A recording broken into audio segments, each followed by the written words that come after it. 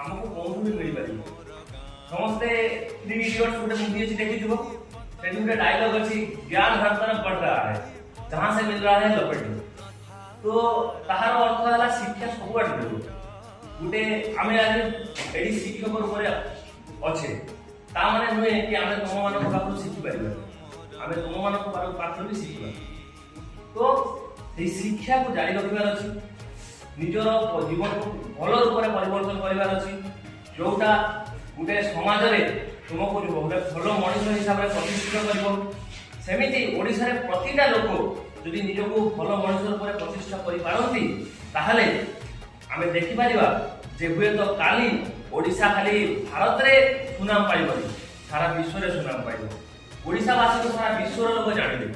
ଆମେ ଜ୍ଞାନ ବିଜ୍ଞାନର ସଞ୍ଚାର କରିବା, ଆମେ ସବୁ କ୍ଷେତ୍ରରେ ସମାଜର ଯେତେ କ୍ଷେତ୍ର ଅଛି ସବୁ କ୍ଷେତ୍ରରେ ଜଣେ ଓଡ଼ିଶାବାସୀ ହିସାବରେ ପ୍ରତିଷ୍ଠିତ ହେବା, ଏହାର ପ୍ରତିଜ୍ଞା ଆମକୁ ନେବାକୁ ପଡ଼ିବ।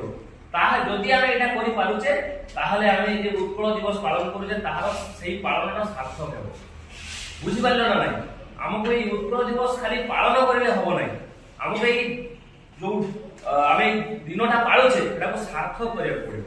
ତାହା କରିବାକୁ ହେଲେ ଆମକୁ ଯାହା କରିବାର ଅଛି, ଆମକୁ ପରିବର୍ତ୍ତନ କରିବାର ଅଛି, ନିଜକୁ କରିବାର ଅଛି, ସମାଜକୁ କରିବାର ଅଛି, ଦେଶକୁ କରିବାର ଅଛି, ଆମେ କରିବା।